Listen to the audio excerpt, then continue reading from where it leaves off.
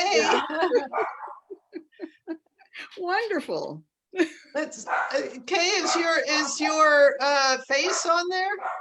You know, let's see. I have the video. Yes, you're just not. You're not in front of it. I see your floor. Oh, okay. It's just turned around. We are live on Facebook. I'm live on Facebook. Okay. Well, Kay, Hi, we welcome see to everyone. we see your floor. Kay, there. Now you have to move it a little. Okay. I can't see the. Well, I'll figure it out. I may actually leave and come back in because it's not letting me do the camera. But go ahead. Don't let. I'll get rid of my floor. All right, we still have a couple more participants joining, so we'll wait just maybe another minute while they join our Zoom here. And once we do get started, we're just going to ask that everyone mute themselves just for the beginning, and then only unmute yourself if you have a question, just so we can, not hear any background noise or anything. But yeah, we'll get started in a minute.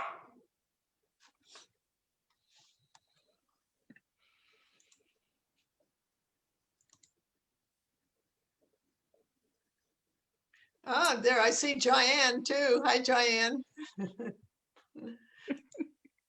Okay, I think we have everyone in, so I'm going to go ahead and get started now. So welcome, thank you for joining us today. My name is Allison, I'm part of the education department at the Timken. Welcome to those in our Zoom room and also those on Facebook. So we have a great tour for you today, just a couple of guidelines before we begin. As I said, if you are in our Zoom room, we just ask that you keep yourself muted unless you have a question. And then we ask that if you want to ask a question, our docents welcome those during the tour. Maybe just wait until there's a little bit of a break or they ask for questions, just so we're not all interrupting each other. If you also don't have a microphone or just don't feel comfortable asking, you can always put your question in the chat. So there's that speech bubble at the bottom of the screen, and we'll be monitoring that too. If you're on Facebook, you can also ask questions and be part of the conversation, and you can go ahead and put your questions in the chat on Facebook. Other than that, we are excited for our tour today, and we're going to welcome our two docents, Jane and Paula, to give us a tour of the Timken collection. No, how do I get the Good morning, everybody, and welcome to the Timken. I'm Paula Rothschild, and Jane Lazaro and I are going to share some highlights with you. For those of you who have not visited the Timken, it is a mid-century modern. I don't know if anyone can hear me. This is Maggie, but I can't hear anyone else. Oh, we can hear you. Yeah. Maybe you can turn your. Allison, are you saying? I'm not sure. I don't it might be know an issue with the why. computer. I'm not sure, but we can hear you. I'm unmuted. I'm going to go ahead and just mute you for now, though. So if you can, I think I'll technical issues, and we can check continue. out and come back. Yeah. So those of you who have not been to the Timken, it's a mid-century modern, what I call jewel box in Balboa Park, and the beautiful park of Balboa Park.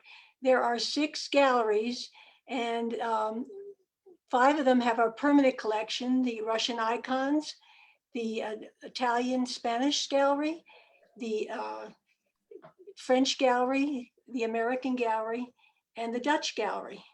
And then we have a special gallery where we have visiting exhibits. And we're going to start today in the Italian gallery.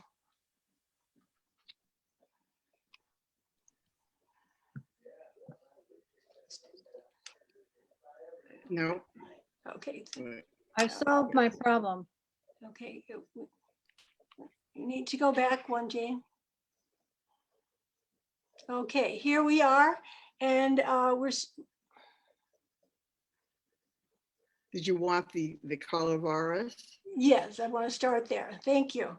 Okay, so here we are at the painting of the Piazzetta of Venice by Luca Calaveras, painted between 1700 and 1710. And as we stand before this painting, what do we see? In the foreground, we see people gathering or walking around. If we look closely, we can see that they're all painted in great detail. There is even a fowl cage, which tells us that's Friday because that's the day of the fowl market. However, the market is not in progress. Sorry.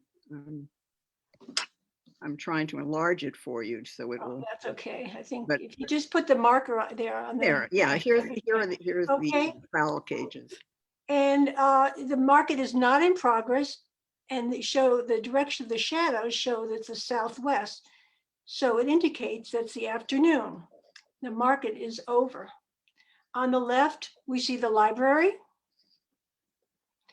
On the right, the Doge's Palace, and that's the Venetian Gothic style. And then we see the Theodoric column on the left. And on the right, the St. Mark's column with the winged lion on the top.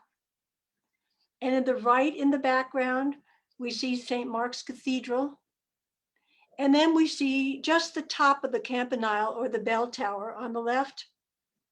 And then in the back, And then in the back, we see the clock tower, the 24-hour clock tower, and those wings have been added. And then in the very right side in the back, we see the tower, the St. Mark's Square in the background there. Oh, yeah, here. Right there, yes. If we look closely, we can see that there are no people standing between the two columns. And this is no coincidence. This is considered bad luck. It was between these two columns that the Doges executed people by hanging them. And for those of you who have visited Venice, you know that if you were viewing this scene now, you would be on a vaporetto or a boat in the Grand Canal. What is amazing about this piazza today, it remains virtually unchanged with the exception of some small architectural details and of course, the way the people are dressed. This is primarily an architectural painting. Carlavaris was an architect, painter, and sculptor. There were no cameras at this time, so sketches of the buildings had to be made on site and the paintings completed in the studio. It was at this time that two-point perspective was used in paintings. This flat, two-dimensional canvas has so much depth. Now, I want you to take a good look at this and I want you to tell me what are some of the ways in which Carlavaris creates this depth? Anybody have any ideas? There looks to be I forget what it's called, the vanishing point, and the roof line of the buildings points back to that vanishing point. Yes, and look at the columns on the Doge's Palace. Look at you put your finger up there at the front one. Do you think the columns in the back are really smaller? No, it gives the illusion of depth by doing that. What about the colors on the people in the foreground? Do you notice the oranges and reds in the foregrounds? Now look at the people in the way back. What do you notice about the colors? Are they as vibrant as the colors in the foreground? Fade away. They fade away. They get more gray, don't they? Okay. Anything else that you notice? What about the sizes of the buildings in the background? Do you think the St. Mark's is really that much smaller than the Doge's Palace? No, that's the way you create depth, by making things smaller. Okay, so Carlavaris began a second golden era of Venetian art, which flourished in the 18th century as souvenirs for noble and wealthy Europeans visiting on the Grand Tour, which confirmed their education and sophistication. These paintings were purchased as we purchase postcards today to remind us of places we have visited. Carlavaris's goal was to remind the visitors of Venice's supremacy as a merchant and seafaring nation from the Middle Ages until the recent past, when Venice became a part of the larger Italy. He was the first of a series of major painters leaving the marvelous views of the city. Carlavaris paved the way for Canaletto, Marici, Bellato, and Guardi. It's not unusual, and I don't know if any of you have experienced this, for the canals to rise and flood St. Mark's Square, especially in recent years. I've been there when platforms like low tables have been set up at St. Mark's Square so that you do not have to walk in the floods. So by the show of hands, how many of you have been to St. Mark's Square or to Venice? Don't see many. Oh, good, great. So Allison, tell me your experience. Is this the way you saw it when you visited? Well, there was definitely a lot of people, so that part is correct. Yeah, it felt very bustling. Yeah. Mhm. But yeah, the architecture, I mean, looks about right too. Very good. Except there were more pigeons. More pigeons. It's very true. Very good. Okay, so we're going to continue on into the French Gallery. Paula, Yes? you said that this was like a postcard, but it's I- such, when you No, said, it's not, no. not in its physical size, but you said that people would purchase this painting as after they went. And I'm looking, this painting is so large. It's 3 feet by 5 feet. So this is a major large painting, and it was only done once. It's not like it was duplicated. So I can't get the word as anything other than a monumental masterpiece. And when you kind of say it as a souvenir, it doesn't seem to equate for me at all. Well, it's what we do today when we buy. These were people that were on the grand tour and they wanted to show where they visited.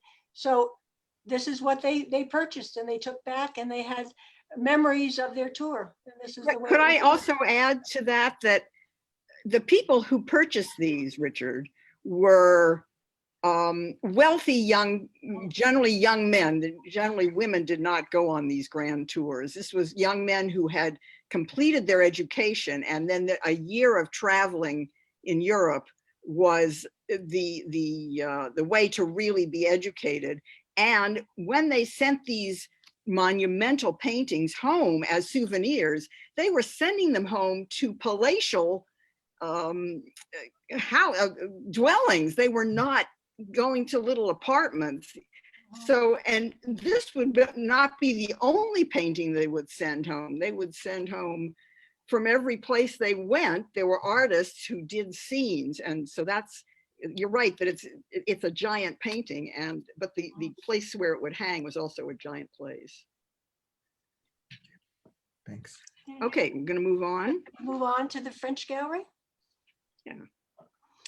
So as we enter the French Gallery in the right, we see a seaport at sunset, which was painted by Claude Joseph Vernet in 1749.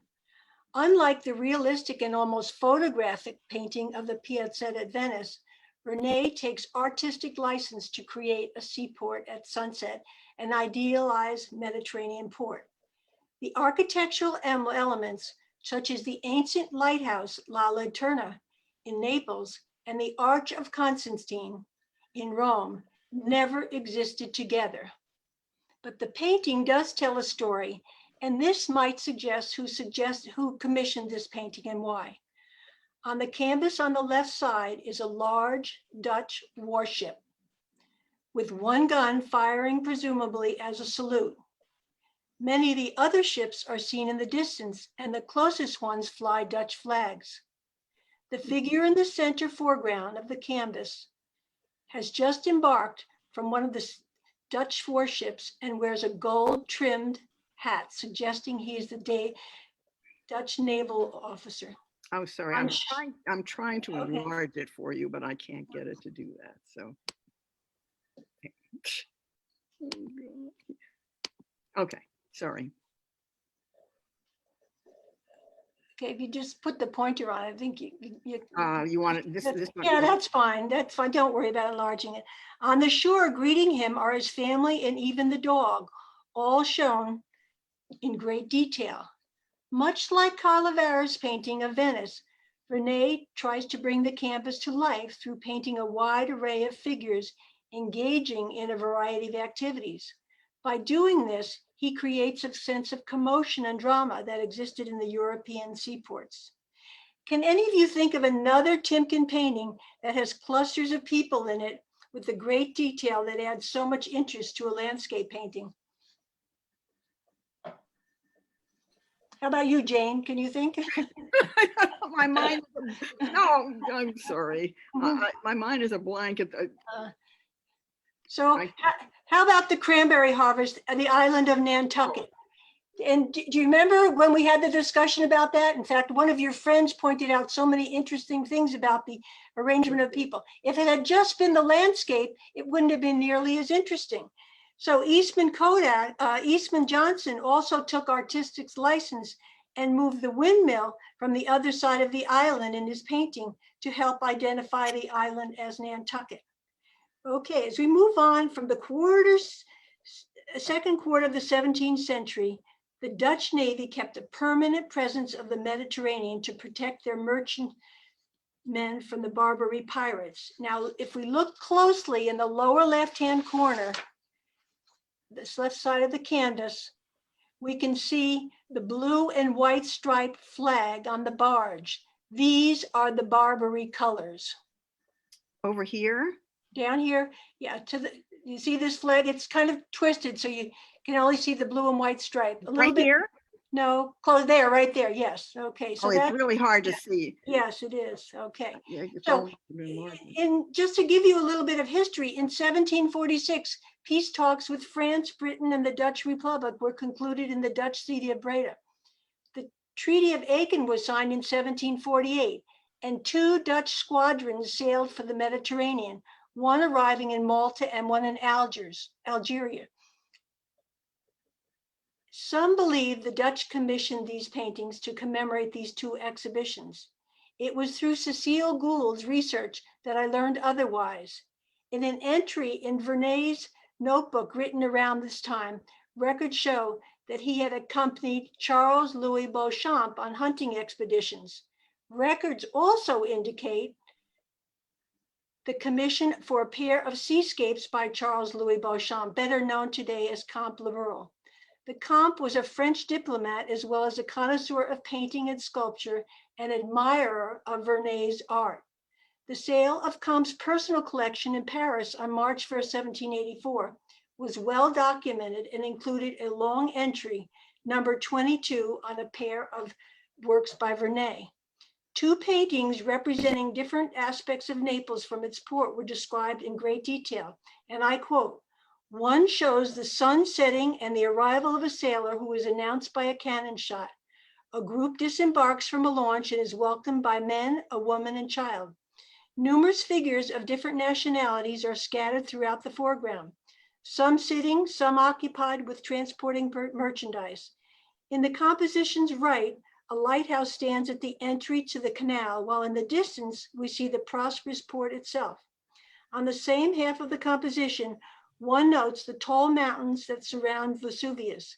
A chilly sky tops this magnificent picture with its 46 major figures, made as beautifully and as well arranged as could possibly be desired." Close quote. A better description of this painting could not have been given. Okay, next one. The other painting, the one on the right, also a view of the port of Naples, represents a great body of water. Through the rain at the left, we glimpse buildings, which appears to be the Admiralty, a government department in charge of naval affairs. On the opposite side, one sees a rock protruding into the sea itself.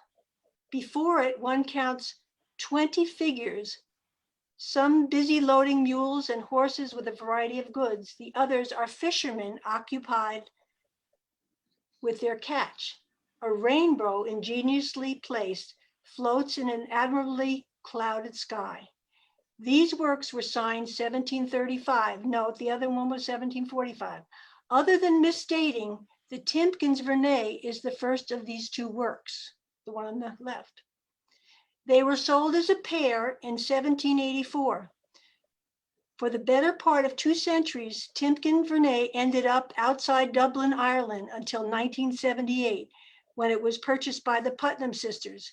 Its partner went through a series of owners in France and came to be known as L'Arc en Ciel, an Italianate coastal view with a rainbow, fishermen and peasants at an inlet in the foreground, shipwright's yard beyond.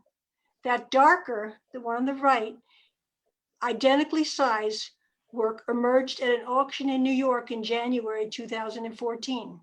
Wouldn't it be nice if the Timken could secure the other half of this pair? I wanted to share this with you, for it is not often that we find the provenance of paintings that are 270 years old. If we continue in the French gallery, we turn to the right.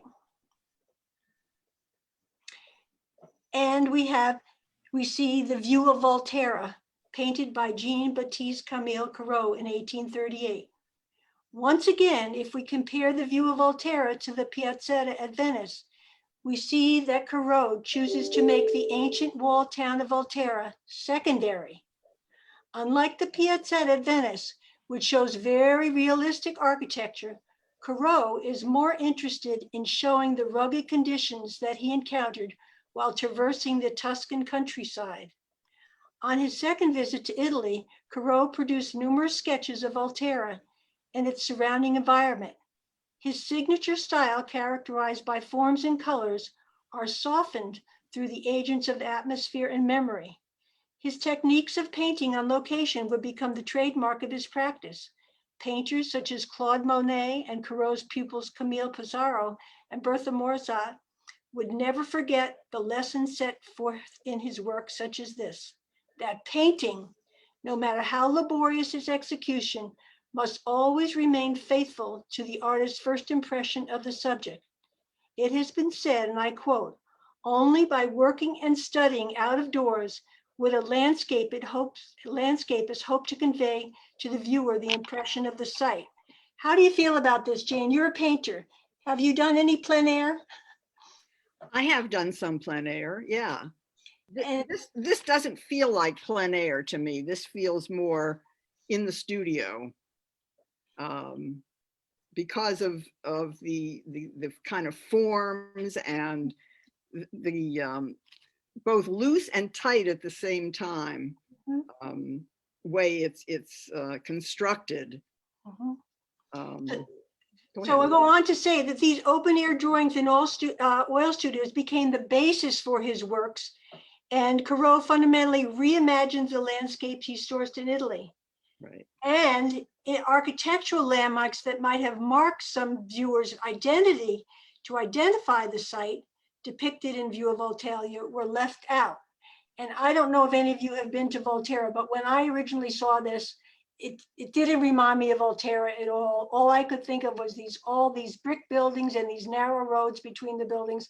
So as they mentioned earlier, his goal was to show the countryside, and that I think he did a good job about this. So what do you notice about the orientation of this landscape?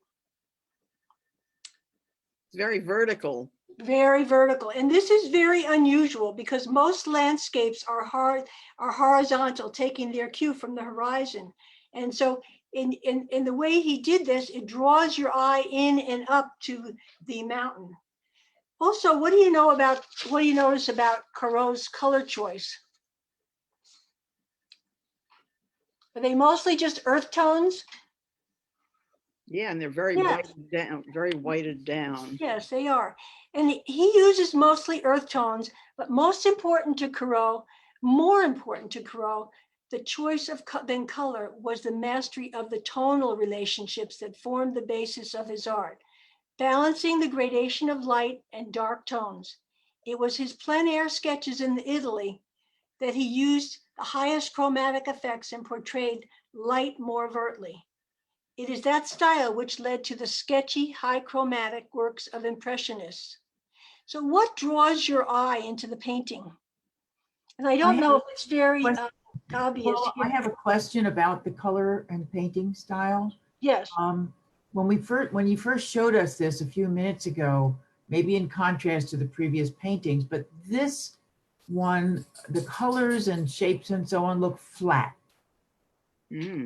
I know that there's shading and shadows, I understand that, but there's a flatness to the earth tones. I wonder if anybody else noticed that. Yeah, I noticed that, and I think it's because of the abstract shapes. I mean, when you look at the way he's done the rocks, they're basically flat shapes. And although he has some shadows in there, and in fact, I think that this, in the gallery, when you see this, the color is more vibrant. I think this reproduction is not actually true to what's there. No, I don't think it does justice to it. No. Really, I don't think it does. But let's see, where your eye drawn into this painting? And again, if there was more color, you would see it. So My there's eye is there's drawn to the guy on the horse. exactly. So there's a solitary rider on a white horse, and he's seen slowly ascending the picturesque sun-drenched road, winding between the massive abrupt rocks. Okay, the curved lines of the road guide our eyes up the hill. Now, on the left-hand side, under the tree, and it's very hard to see in this, but in the painting, there's a red dot on that man. Put the On the red spot of dot his there. head, yes, yes. And so the red dot, the man reclining in the shade at the base of the tree, it draws our attention and perhaps that of the rider on the horseback. Both of these figures are part of Corot's effort to humanize an otherwise stark scene and provide a sense of scale. Now also, notice the bark of the tree on the left. Here. It echoes, do you see how it, the second one up? Do you see how it echoes the curve of the line of the road? And that contributes to the unity of the composition also. Cool. In the distance, on the top of the hill to our left, the tower of Palazzo Priori is clearly visible. Some buildings on the slope behind the palazzo are seen cascading towards the Valley of Era, which lies at the foot of the distant mountains. Now, Derek Cartwright, our curator, speculates without this fictional exchange between the two travelers in the foreground, the visual impact of the picture would be different. At the very least, they strategically acknowledge one another, and by extension, the artist invites you to join in his memory of the Italian landscape. What I suggest is that you come to the Timken and you see this painting in person, because I think it will, this whole thing will mean much more to you. But I found myself, once I spotted the man on the horse and then I saw the person under the tree, that it did draw me into the painting. How do you feel about that? Does anybody else feel that way? I think, yes. Okay, Marty, you noticed that? Yes, okay. You hadn't told me this was Italian. I'm sorry, say it again. If you had not told me that this was an Italian painting, I would have thought that we're talking about Don Quixote and Sancho Panza. Oh, very good. Yeah, excellent. Okay, very good. Okay, are there any other questions? Or I don't know if there's any questions. I have a comment to make. Okay, go ahead. I keep thinking about these two figures. If these figures weren't here, I don't know that I agree that your eye wouldn't be drawn in.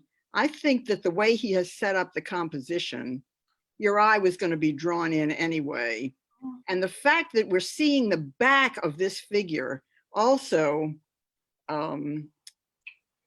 is both, as you suggest, pulling us in, but also keeping us out. I mean, when you see a figure's, the back of a figure, it is not an opening up to come in.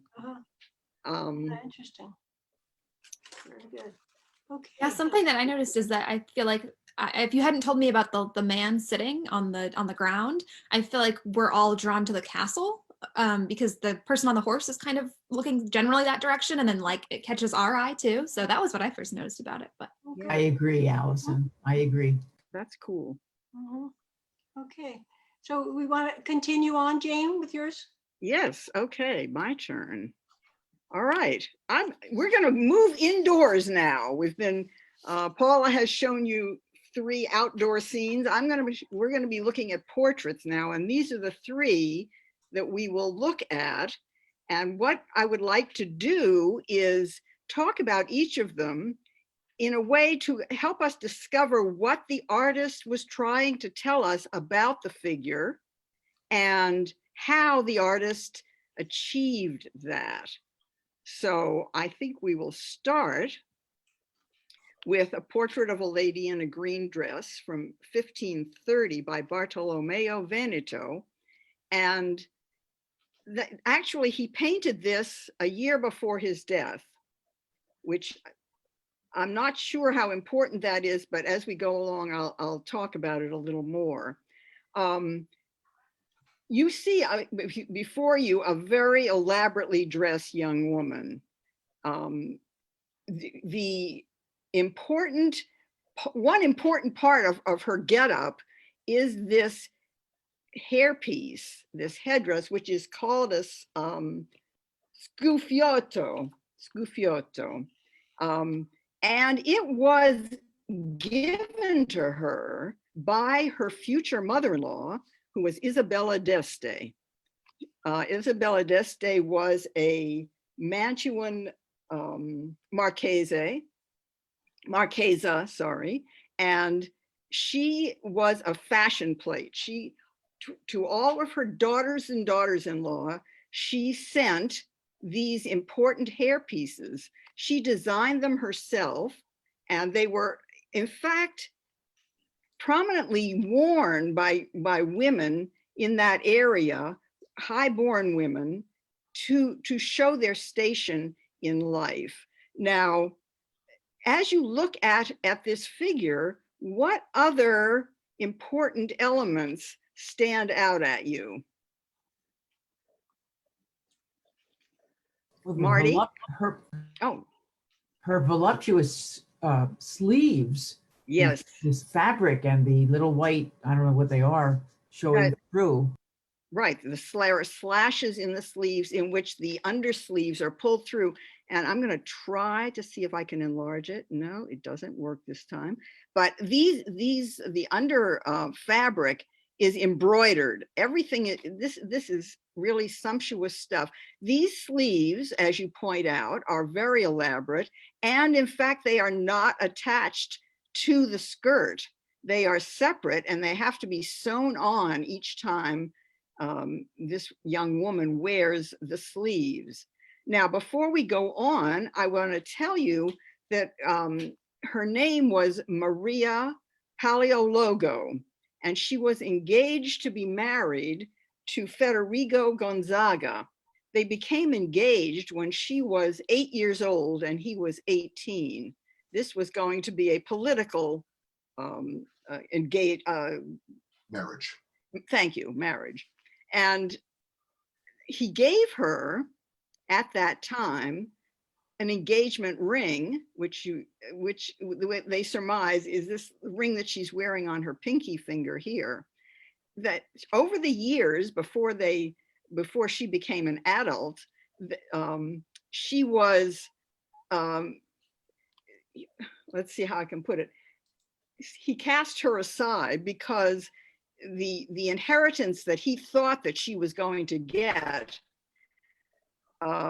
she didn't get at first. So he found someone else who was going to get a better inheritance, which, and the woman he found was a 36-year-old woman, and he became engaged to her.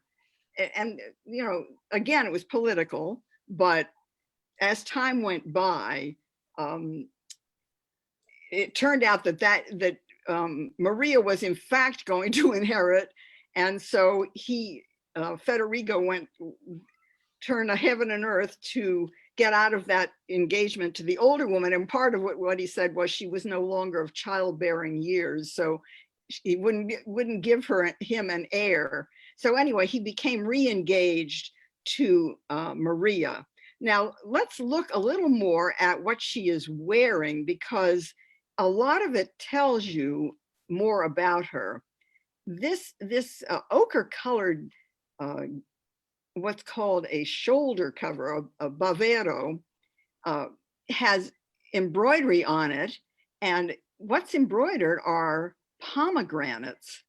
Now, does anyone know what pomegranates symbolize? Fertility. Fertility, absolutely. And in fact, at that time too, it was a symbol worn by royalty. And so it was a double whammy. She's wearing a necklace of lapis lazuli, and if I could enlarge it, you could see that interspersed among the lapis beads are gold beads with a cross on them. And in another painting, I think also by Veneto, there a woman has a belt of these lapis beads, which is her rosary beads. So this is a subtle reminder of her religion. Now, notice the gloves. What do you see when you look at these gloves? Are they the same? The one on the right hand is thicker.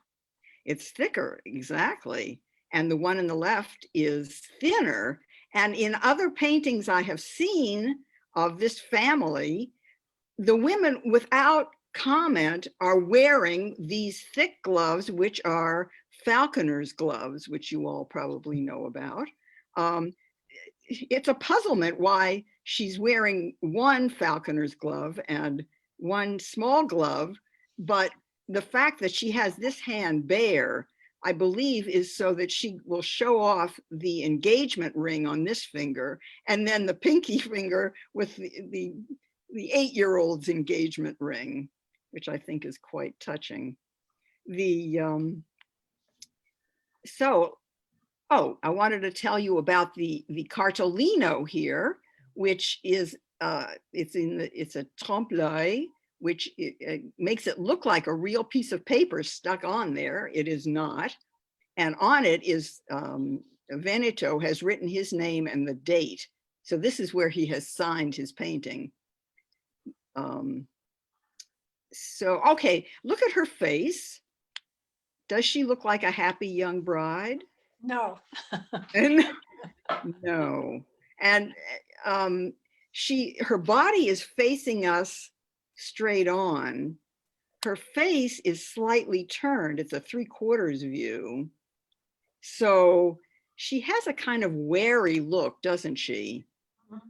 And you may, when I've talked about this in the gallery, I always say, well, she looks like has some trepidation about this upcoming marriage, but I'm not sure. As I've read more about it, she may be remembering what she had to go through to get to this point.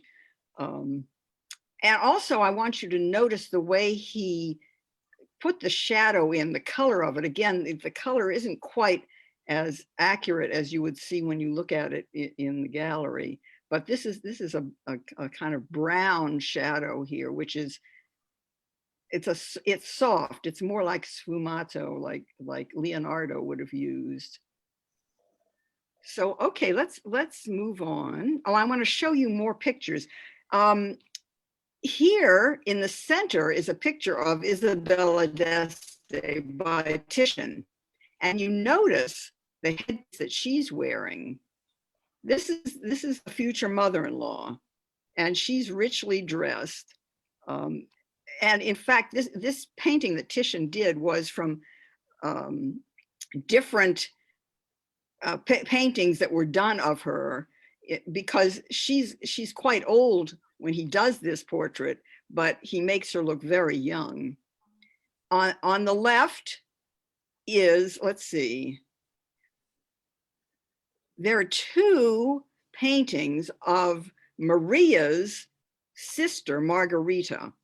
One is done by Bartolomeo Veneto, and the other by Giulio Romano. And you can see, look at the sleeves on this one. They're just, it's fabulous. And she is wearing the headdress. So this may give you a clue of what's coming. And she too is wearing it. I'm going to show you the next one of the sisters. Here are the 2 sisters. This is Maria, who we've been talking about. And this one is Margherita, her younger sister. So Maria was engaged to be married to Federico. Soon before the marriage, she died. There was question as to whether she was poisoned. Anyway, within a year, Federico became engaged to the younger sister. And so I guess Isabella sent her the fancy headdress. And, oh, and this is, remember I told you about the falconer's gloves? She's wearing 2 falconer's gloves. It seems amazing to us. Wasn't falconry an activity by the upper classes? Absolutely. So her wearing the falconer's gloves is an indication of her, another indication of Of her status. Absolutely. And in fact, you raise an important point, Louise, because I mean, we're looking at portraits. Who could afford to commission portraits in this was 16th century. Only the very wealthiest people, the aristocrats. This was the Gonzaga, Paleologo, D'Este families. These were the important families in Mantua where they lived. So we might question the whole idea of portraiture, but we'll talk about that more as we go along. Is the D'Este family the same family from Villa d'Este outside of Rome, is it? Yes, yes, they were. They were an important, wealthy, he was a duke, the head of the family. So the dukes were who governed the Italian provinces. There wasn't a whole Italian government. It was all divided into city-states. And you know, when Paula showed you the Carlavaris with the Doge's palace, that's what it was. I mean, those were the dukes who ruled Venice, and that was true all over Italy. So let's now move into the Dutch gallery, where we're going to look at a Frans Hals portrait of a man from the 17th century, 1634. And I'm going to try again. Oh, yes, it worked. I want you to look at the way this is painted. First place, this is a portrait of a man. They don't know for sure who he was, but does he look like a real person? Oh, yes. Oh, Richard is nodding. Paul is saying no. Doesn't. Okay, each of you say why. Well, his face, he looks very compassionate, like he looks like he's listening, like he's interested in hearing what I'm telling him. All right. And Paula? It looks more like his head is made out of clay. Ah, okay. So that speaks more to the way it's painted. And I'm going to try to move my these out of the way so I can actually see. Okay, look at the top of his head. Look at the way this is painted. These are individual lines that you can see, and this was revolutionary that Frans Hals did earlier in his career. He let his brushstrokes show, and we know from the past that artists did not do that. They covered everything up so that, you know, the surface was smooth and there were no divisions between the colors and the brushstrokes. So look at the kind of color he uses in his cheeks. He's a ruddy, cheerful looking man, don't you think? Let's see if I can reduce it now. Actually, it's not working. Anyway, let's see. Small minus might work. Oh, here we go. There we go. He is wearing a black doublet with a black mantle. Do you have any sense of where he is or what the context is here? No.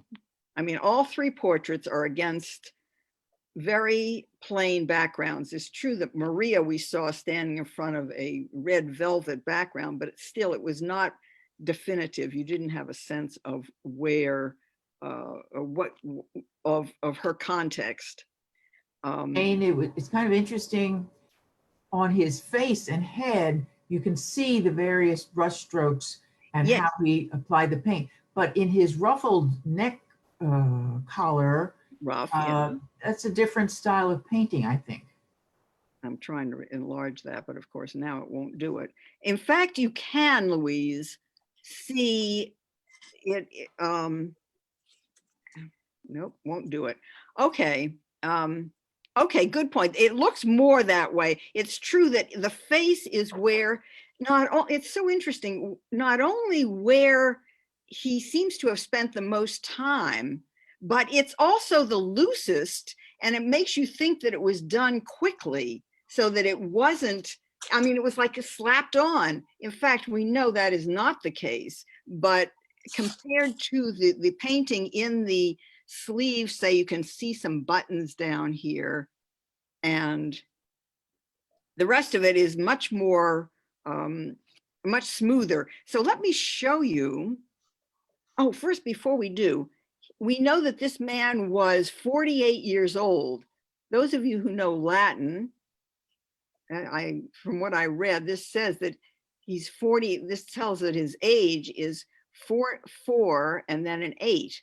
He was 48, and it was painted in the year 1634. So I read that there is a pendant to this painting. Where a pendant is a companion painting, and it's generally a husband and wife. So I'm going to show you the wife, and we're going to talk about, let me move the different kind of painting in the wife. Now, I'm not certain that this is, I'm going to show you another one that also could have been his wife, but what I read said that the painting of the wife is in the Detroit Institute of Art. This painting happens to be in the Detroit Institute of Art, and right here, I can't enlarge it, sorry. It says it was painted in 1634. So they're painted in the same year. But look at the difference in the kind of painting here. So my question to you is, does this give you a whole different idea of her character as compared to the man? I'm looking at their hands. Yes. His thumb seems to be pointing at himself, and you know how important he may be. Yeah. Hers are, she's holding her own hands, and even though her thumb is pointed up a little tiny bit, she's more self-contained, it seems, than he. Yes. My interpretation. That's a very good point. Yeah, and in fact, she has a sort of worried look, actually. A little bit tense, I think. There's some beautiful painting going on in her headdress and in this ruff. And again, I'm so sorry that I can't enlarge this for you. Nope, sorry, let's go back.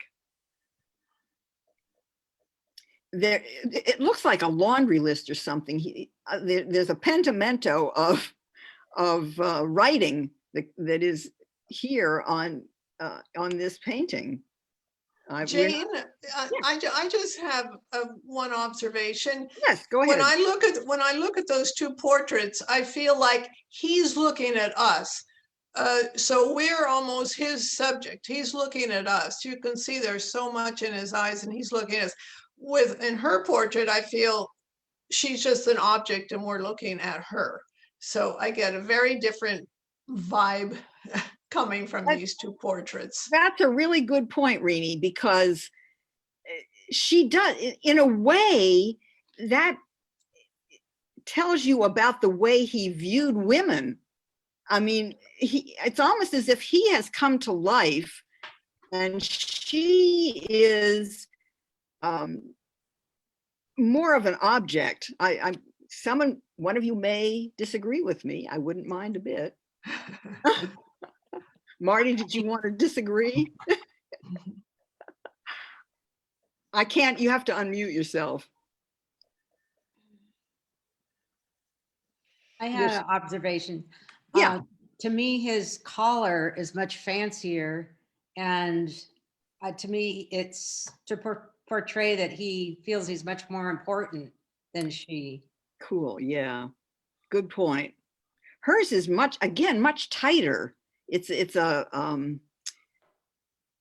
more of a disc. His is more ruffly. Yeah, her collar takes her down in the importance. She's Yeah. not as important as he is because of the collar. It almost looks like a medical collar. It actually it does. That's true. Let's look at the next one that again, I'm not sure which one is really his wife. So I took two different pictures. This one is not the same year. And again, I think this was 35. But again, she has that same kind of color. And I looked carefully to see if they were in fact the same woman, but they're not. I mean, their faces really are different, but they're wearing the same headdress and the same collar. Jane, I noticed on the previous woman, her on the right side, her dress protrudes out in a complement to the way his shoulder protrudes out. Very good. Excellent observation. Yes. So it does make them look more of a pair, doesn't it? One thing he liked to do with all of the portraits, and he did a lot of portraits, is have the sitter sitting sideways in a chair with an arm draped over the back of the chair. It doesn't happen that this portrait is like that, but that's what he liked to do. Look at her hands compared to the other woman. Her hands seem to be less tense. They also look like they're a little bit more worn, a little bit more Yes. lumpy bones. Maybe But they worked with their hands. Louise, that could be because you can see them more. This doesn't show as much. True. Yeah. You can get so many clues. Jane, Yes. so I'm quite interested in the other portrait, the other female portrait. Yeah, let me go back right there. Okay, so her coloring Yeah. is much more porcelain, Yes. and his coloring is much oranger, as if he'd been outside, maybe. Although I don't know quite what to make of it, but she looks almost like, she looks different. Her facial color is different. Also, the ruffs are so flattering either way, whether even the differences, but they do tend to frame the face just as a portrait enhancer. Yes, that's a very good point. And in fact, that was the style then. I don't believe that was the reason that it was done. In fact, does anyone out there know what the reason was that they wore these ruffs? I mean, outside of just style, if there was an actual purpose to it? I do know that keeping those ruffs was a whole project. Like, you had to be very, very wealthy to have a ruff, because the ruffs were starched. So, Yes. it's cloth, it's material. Right. So to It's get stiff it fabric, right? to say stiff like that, you'd have to have somebody do it. You know, this Absolutely. is from the Dutch countries. It's northern, and their climate is much colder. So a lot of their clothing had to do with keeping them warm. But I'm not too sure about what the ruffs, whether the ruffs contribute. The ruffs came from Spain. The royalty in Spain wore them, and Spain was in charge of Holland at this time. Actually, before this time, by the time these were painted, the Dutch had defeated the Spaniards and kicked them out, except in the Netherlands, in Holland. So Belgium was still It was still Catholic. It was right, still and but these ruffs were modeled after the Spanish royal family. Good to know. And still worn in Canada, in Quebec. In Really? court. Yes. And now? Yes. Now? now. They're smaller. I have them in a PowerPoint and I'll send it on to you. But Good, they're okay. a woman and a man in court in I believe it's in Quebec. And they're kind of like the wigs that they still wear in London. And so Yeah. it's just a ceremonial thing. Not unlike the woman that just died. She wore. Yes, yes.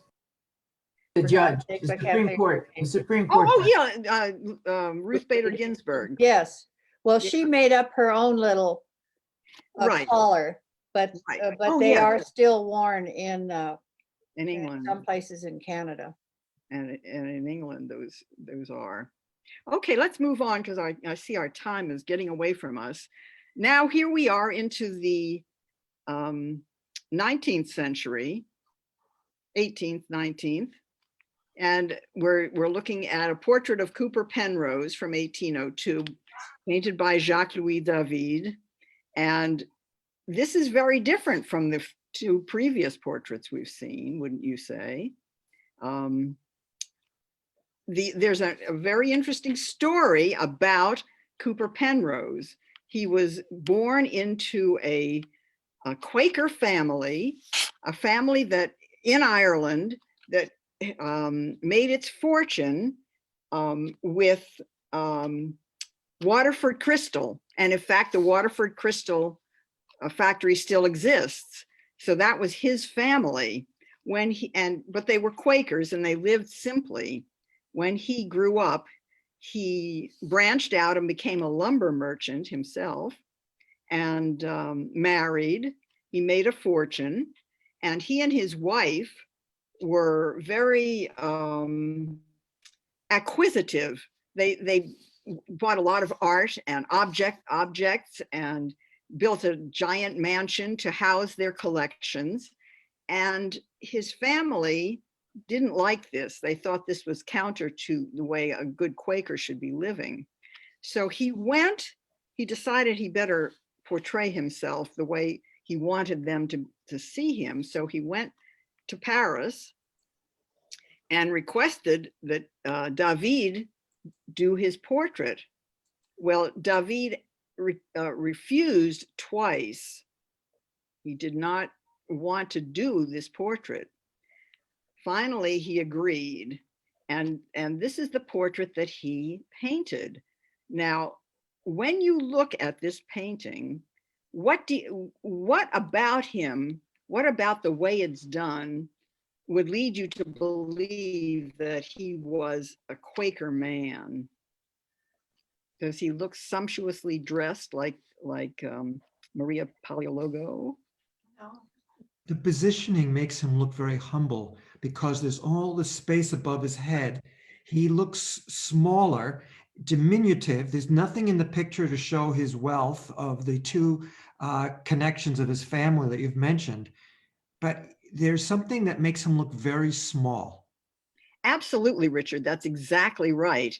He's placed on the canvas low down. All the two previous portraits I showed you, the figures filled the canvas, or the space around them was just a normal, what we would call a normal space. Here, he is not only placed lower down on the surface, but there's all that empty space above him. And look where he's cut, just below the knees, then cut off at the knees. Look at the clothing that he's wearing. These look like kind of worn knickers or pants or whatever they were called. And the jacket he's wearing, although probably of good solid material, has a kind of dusty look. So he doesn't look like he's just gone out and bought himself a new jacket. Look at his face. Let me see if I can enlarge this. Oh, yeah. Now we can see again, David too was able to show his brush strokes. Now, David was the premier portrait painter of his age. He was an extraordinarily good artist and had a life where he was able to go through the French Revolution without having his head cut off. He was pals with Robespierre and managed to, and after Robespierre died, he went to Brussels, where he stayed for the rest of his life, and it was safer for him there so that he wouldn't be beheaded. But let's see if I can. Is that a scar on his left cheek? No, it looks like he didn't shave. It looks like he didn't shave, exactly. Let's look again. It might be a scar. We know that David had a scar on his cheek, I think, as well as a deformity on the other cheek. Jane, when you blew it up, now he looks aristocratic because the space now, he's sitting so high. So it's clear that the painter wanted him to look diminutive because Absolutely. this changed it. The way you cropped it changed the whole experience for me. That's absolutely right. And what I wondered, I've looked at this painting and talked about it so many times. I wonder whether it was not just that Cooper Penrose wanted to be portrayed as a humble person. It may be that David didn't like him. I mean, the artist has feelings, and when an artist does a portrait of a person, a certain kind of relationship develops. Not that all these portraits I've shown you, that the people sat there for hours and hours. The work was generally done from sketches and preparatory drawings and paintings. But that's something that seemed important to me, that David, and the fact too that he refused twice before he finally agreed to do this portrait, would tell you something about the feelings that he might have had toward him. Jane, Yes. It's very striking when you first showed us this portrait of how tiny a man he looks. I mean, aside from he's small on the canvas, he's weirdly cut off at the knees. There's that, I don't know what he just looks tiny in comparison to the other portraits. He looks like a tiny man. Yes. In size, just he might not have been. Well, but look at him in relation to the chair, the neoclassical chair. I mean, this is neoclassical painting time. Right. So, in fact, maybe I'll go back, since we've got to end. I'm going to go back to the beginning and show you the three together. So these are the three we've seen, and you're right, Florence. He does look small, and you're right, Richard. It makes him seem humble or less significant because he is painted so low on the canvas.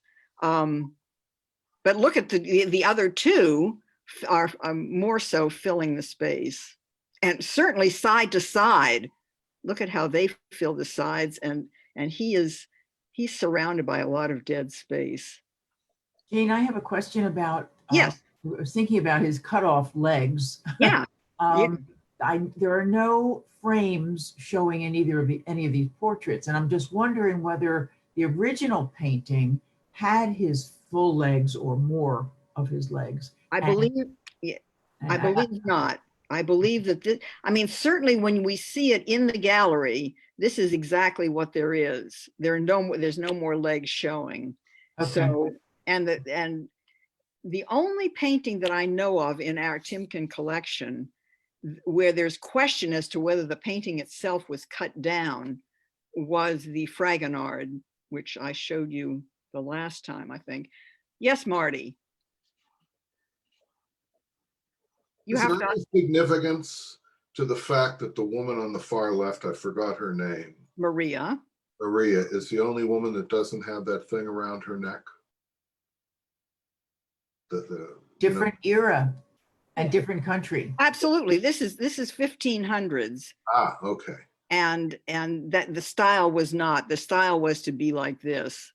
She was dressed in the height of style here. So you're right, though, that both of these guys have something around their neck. And the two other women you showed us both had that. Let's see. Wait a minute. Not those two. There were two other. The Franz Hals. Yeah. Oh no, this is a different country. This is the Netherlands. This is Holland. Okay. Dutch. Yes. Okay. So, okay, I'll just go back to my 3 again, and I guess we have to wrap it up unless there are more comments or questions. Thank you all very much. I loved hearing what you had to say. Thank you, Jane. This was super. And it could go on for another couple of hours for my taste. We could. Thank you. There's nothing like talking about art. And tune Thank in you both. again. It was wonderful. Thank you. Thank you very much. Thank you all. Well, we can't wait till your next one. Yes. Okay, it will be the first Monday of February.